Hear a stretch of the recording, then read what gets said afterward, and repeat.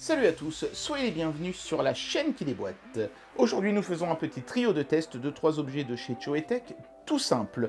Nous avons un socle, qui est juste un socle, c'est même pas un socle de recharge, c'est juste un socle pour poser son smartphone ou sa tablette. Une powerbank avec fonction recharge sans fil de 10 000 mAh, c'est clairement l'objet le plus sophistiqué des trois.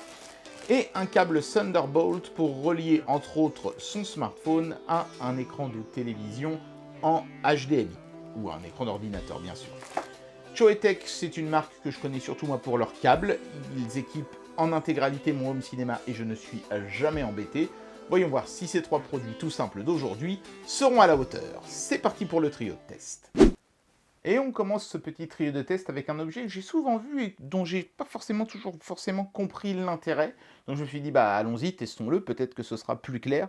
Et finalement, je crois que cet objet va m'être utile. Donc vous voyez comme quoi des fois, il suffit d'avoir un objet en face de soi pour mieux le comprendre. Il s'agit d'un bête socle en fait, sur lequel on vient poser son smartphone ou sa tablette, vous voyez, et qui se trouve sur un pied qui est partiellement télescopique. Vous voyez, on voit l'explication sur le côté ici. On peut déployer une partie du pied pour augmenter ou diminuer la hauteur de l'objet que l'on fixe dessus. Et moi, en fait, je compte me servir de ce truc-là pour mettre mes 2 écrans quand je fais du streaming gaming à la même hauteur. Parce qu'en fait, un de mes écrans, bah, c'est mon écran de PC classique qui fait 24 pouces. L'autre écran, c'est un petit écran de chez Blitzwolf que j'utilise uniquement pendant les lives. Le reste du temps, je le range.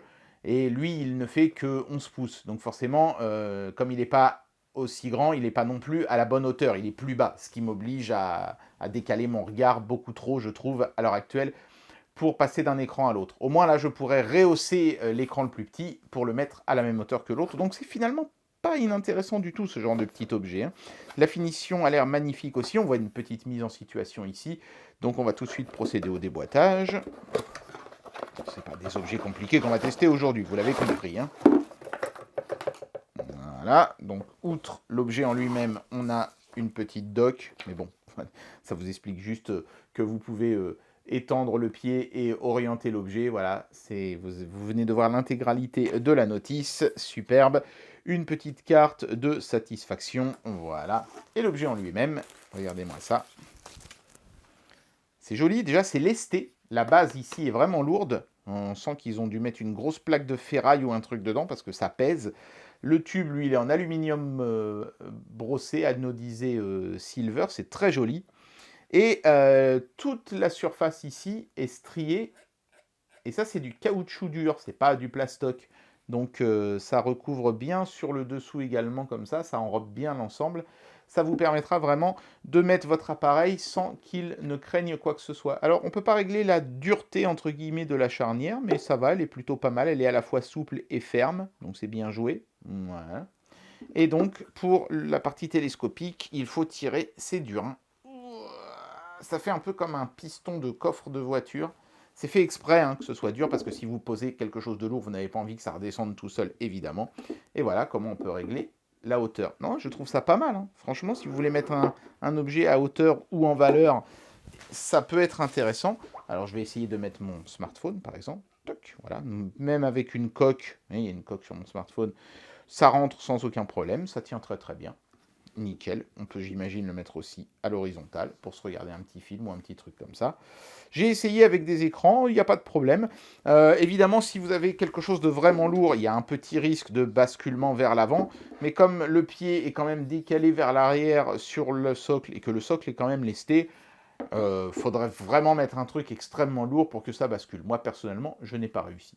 Pour ce premier objet de ce trio de test, c'est vraiment très très bon. Si je pouvais juste faire un petit reproche, c'est qu'il faille obligatoirement un outil, un tournevis en l'occurrence, pour retirer la partie basse ici. Ça aurait été pas mal de mettre une vis rapide, histoire de pouvoir facilement démonter ce truc-là, pour le ranger plus facilement dans un sac ou un truc comme ça, parce que là, il est monobloc et forcément un petit peu encombrant. Le deuxième objet de ce trio de test, c'est une powerbank de 10 000 mAh qui a la particularité d'avoir un système de charge sans fil automatique. Pas de bouton à appuyer pour activer la charge sans fil. On pose son téléphone dessus et boum, ça fait automatiquement la recharge sans fil. Et en plus, on nous dit que c'est un produit 100% original. Comprenez par là, je pense que c'est ce qu'ils ont voulu dire, que c'est un design qui a été conçu par Choetech. C'est pas juste un produit qui a été rebadgé no name, par exemple.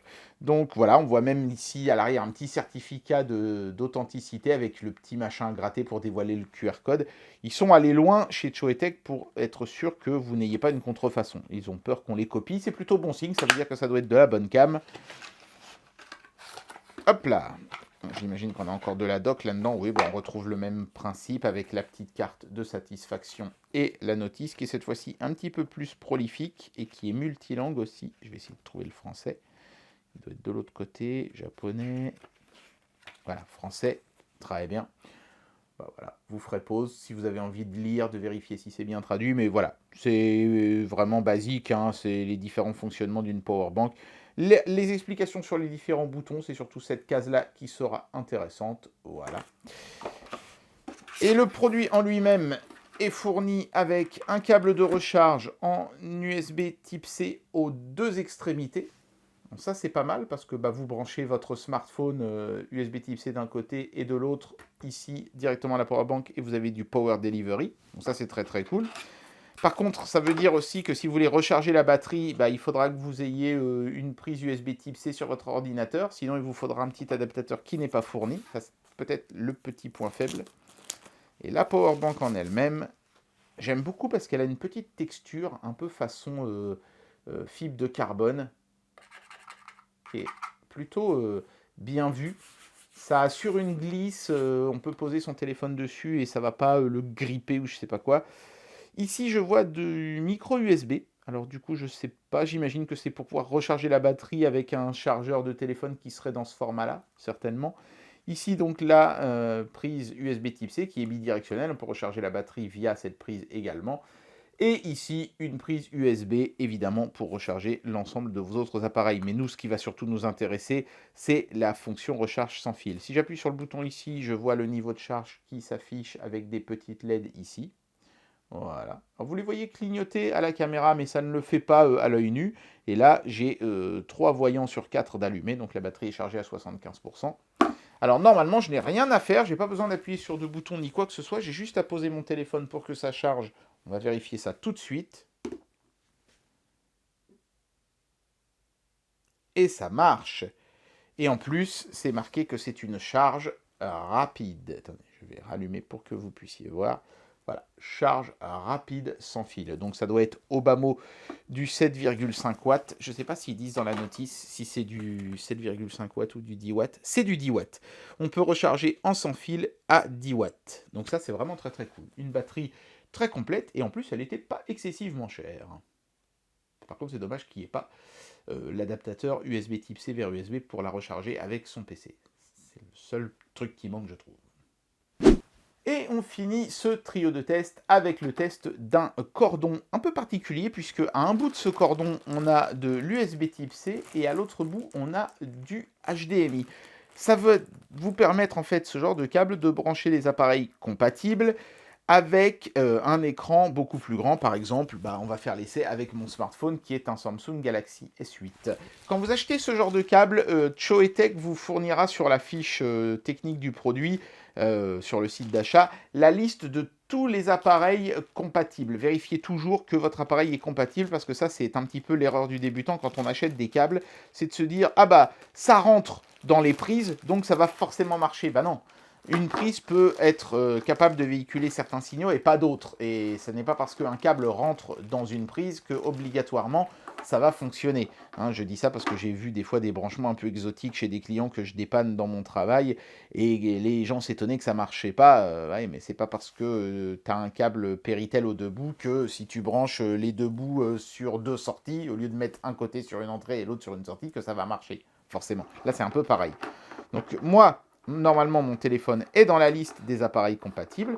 Donc, c'est très simple. Hein. On branche le téléphone en USB type C ici. À l'autre bout, on se branche en HDMI à un téléviseur et ou à une carte d'acquisition, par exemple. Et je suis donc supposé retrouver l'image de mon smartphone sur la télé. Et le tout sans adaptateur, uniquement en utilisant le câble. Le câble est plutôt quali, hein, avec des embouts qui sont en métal doré. C'est joli. Par contre, un peu rigide. J'aurais peut-être préféré un câble un petit peu plus souple, peut-être pourquoi pas même en nylon. Bon, il n'était pas excessivement cher, mais un peu rigide. C'est le genre de câble qui a tendance à beaucoup s'emmêler, ce genre de truc. J'aurais préféré quelque chose d'un petit peu plus souple, d'un petit peu plus lâche. Mais je pense que cette rigidité est aussi due au blindage. Et ça, c'est bien, ça évitera d'avoir des problèmes de connexion ou de parasites à la longue. Voilà, donc là, je viens de brancher le câble côté HDMI à mon téléviseur dans ma piole.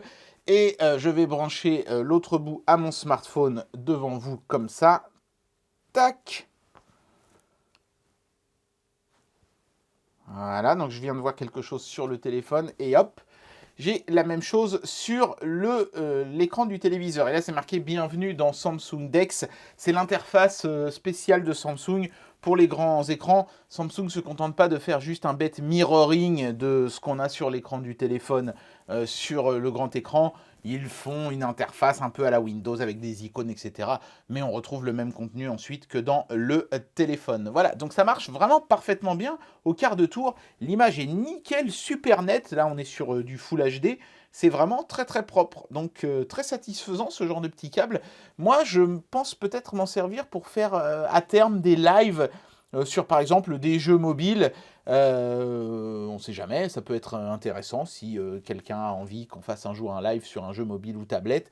Voilà, on peut brancher son smartphone ou sa tablette à son téléviseur en toute simplicité ou à une carte d'acquisition pour choper le signal et le balancer en live. Donc ça pourrait être intéressant. Et ça marche nickel en tout cas. Et il n'y a pas de faux contact ni rien. La fluidité aussi est très bonne.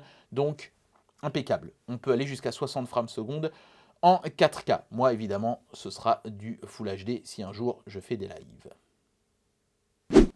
Alors par contre, je le répète, il faudra bien vérifier que votre appareil est compatible. Ce câble ne fera pas de miracle. Vous voyez, là, je suis branché sur une Mi Pad 4, une tablette Xiaomi, et ça ne marche pas, j'ai pas d'image. Il faut que l'appareil prenne en charge le format du cordon, évidemment. Donc si votre tablette ou votre smartphone n'a pas été prévu pour envoyer du signal HDMI via sa prise USB type C, ça ne marchera pas. Vérifiez bien dans la notice de votre appareil ou le cas échéant dans la liste des appareils compatibles sur la fiche produit du câble de chez Choetech.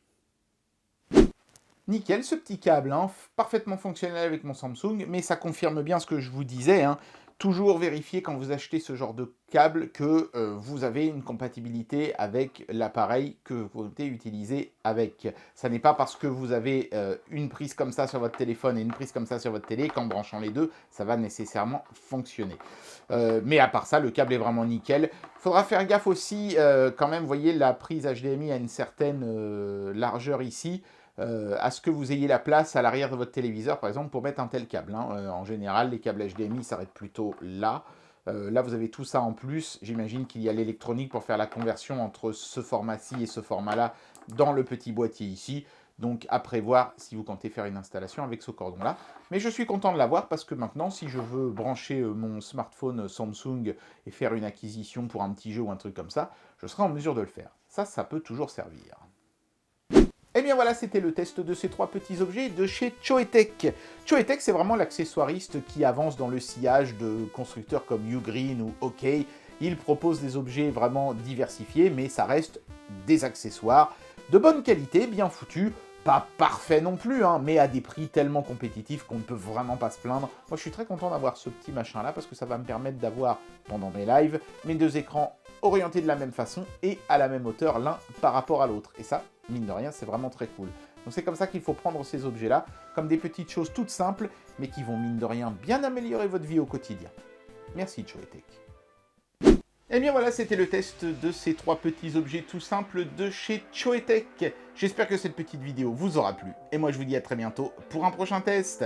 Allez, tchuss!